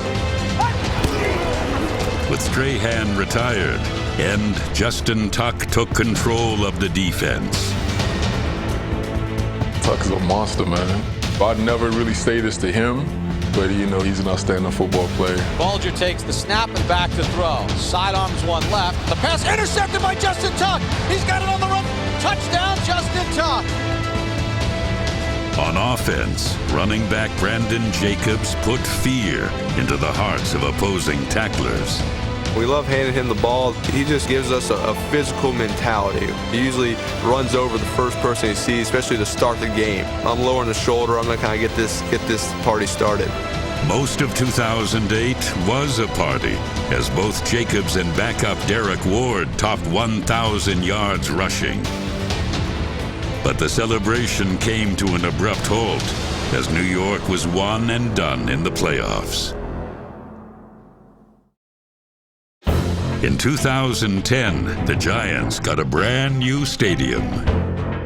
New York christened the new venue with a convincing win over the Carolina Panthers. Throws one left toward the end zone, and it's caught for a touchdown by Akeem Nicks. 3 weeks later, the team paid tribute to the greatest figures in the franchise's history by unveiling a new Ring of Honor.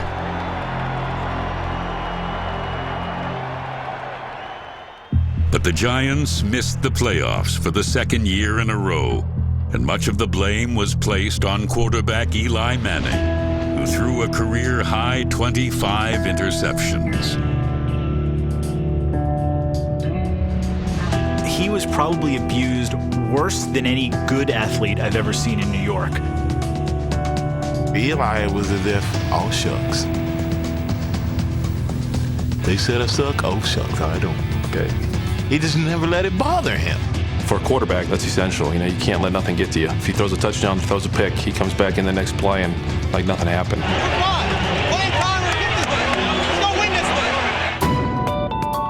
Manning's calm demeanor serves him well late in games. Eli's had some of the great comebacks, you know, certainly in the years that I've been in the National Football League. Broncos lead by 6, 23-17. Fasten your seatbelts. 10 seconds to go. Manning fifth, goes to the end zone, touchdown! Amani Toomer with 5 seconds to go. Manning being mobbed on the Giants sideline. 83-yard drive to win it. 3rd and 11. Drops back, blitz on, heaves it left for Plaxico Burress, who makes the catch for a touchdown! And the Giants have run it overtime! The Giants have come back from a 24-7 deficit. In 2011, Manning cemented his elite status, throwing for almost 5,000 yards. Looking now, throws it left side of the end zone, touchdown, Victor Cruz! It's a sour subject, obviously, for me, but, you know, he definitely takes command of that team. He's a competitor. He's a fighter. You can't count him out. That same year, he set an NFL record for fourth-quarter touchdowns and added 5 more comebacks to his total, including a Week 9 win versus the eventual AFC champion New England Patriots. Manning's going to throw. Throws it left to the end zone. Touchdown, Giants! Manning with 2 fourth-quarter touchdown passes, and the Giants beat New England. Manning found a new favorite target in second-year wideout Victor Cruz.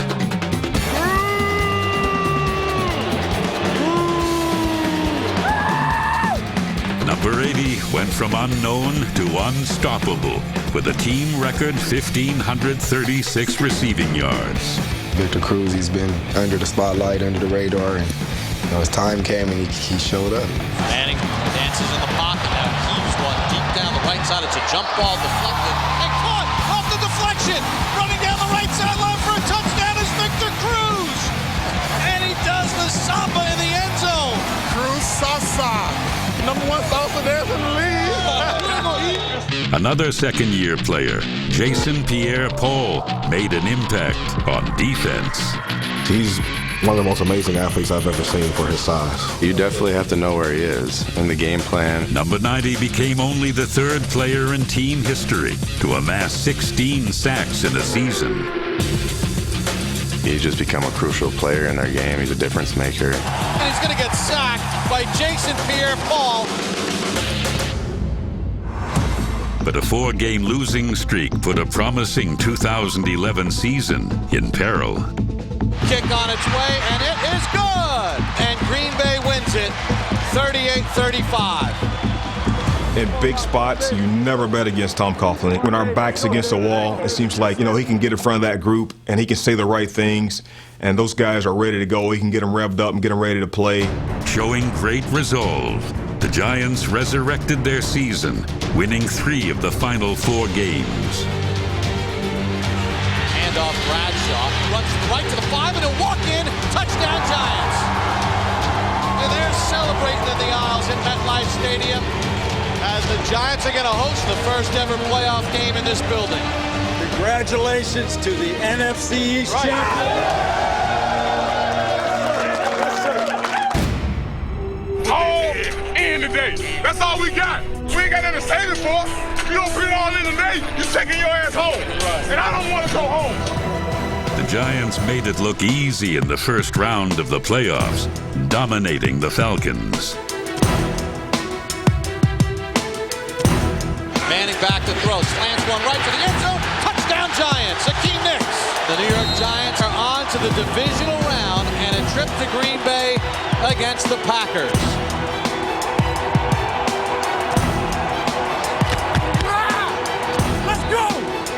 A Against the defending champion Packers, big plays by the offense gave New York an early lead. Fastball over the middle, caught inside Packer territory. Nix runs out of a tackle. He's to the 35, 30, 20, 15, 10, 5. Touchdown Giants. 66 yards. Manning back, steps up, heaves one down the middle of the field into the end zone, and Nix makes the catch for the touchdown on the final play of the half. Oh my goodness! Giants 20, Packers 10. Wow! An aggressive defense shut down the Packers' high-powered offense. Fumble the football, it's recovered by the Giants. Ryan runs out of a couple of fumbles. Fumble the football. Rodgers back to throw. Pumps, he's under pressure. He has the ball stripped away. It's loose on the ground. The Giants say they have it. Hand off Jacobs. Cuts back to the right. Touchdown Giants! And that 14-yard run has sent the Giants to San Francisco and the NFC Championship game. Next week, 6:30 Sunday, San Francisco, here we come.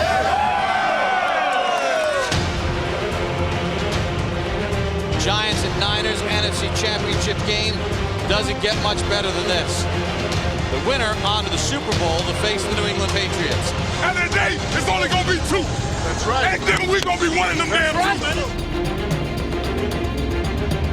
2. Against the 49ers, Manning took one of the worst beatings in playoff history. Yet he hung in the pocket and made plays when given the opportunity. Zips one to the left of the end zone. Touchdown Giants! Mario Manningham! That's the 15-mile. Let's go. In overtime, Big Blue called on the special teams to break the stalemate. Lost the ball, and the Giants say they have it. They do!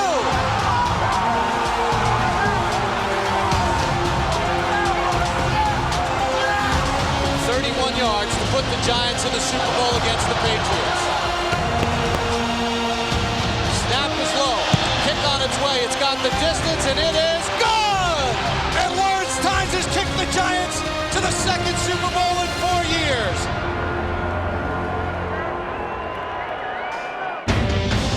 Super Bowl 46. It's the New York Football Giants and the New England Patriots. The rematch of Super Bowl 42. Facing a familiar foe, Big Blue darted out to an early lead. Back to throw. Throws one left. Touchdown Giants. Victor Cruz on the slant. But late in the game, the Giants found themselves in a situation eerily similar to that of 4 years earlier. This is the drive. We've seen something like this before, haven't we? Yes, we have. Manning out of the shotgun set. He's back to throw. Finds the pocket. Deep ball down the left sideline, and it's going to be caught. Was he inbounds? Yes! Manningham on the sideline. Wow, that's just a great play. Wow, he got his feet in. You think the Patriots let him score? I doubt it. Second down, handoff Bradshaw. He runs up the middle, and he falls into the end zone for the touchdown. He thought about stopping, but he went in for the touchdown. Brady, probably the final play of the game, takes the snap, steps up, rolls to his right, now rolls to his left, now fires it toward the end zone.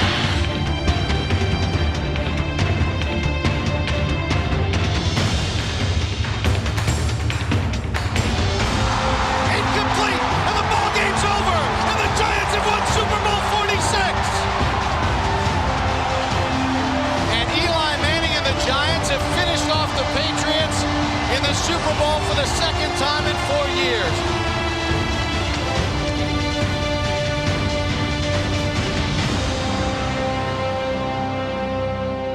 Since 1925, New York has been one of the preeminent franchises in professional football. Hall of Fame players like Mel Hein helped establish a tradition of excellence that has been carried on from generation to generation. From the Polo Grounds to MetLife Stadium, through good times and bad, the fans have remained loyal to their beloved team. And current players look to continue the team's legacy of excellence.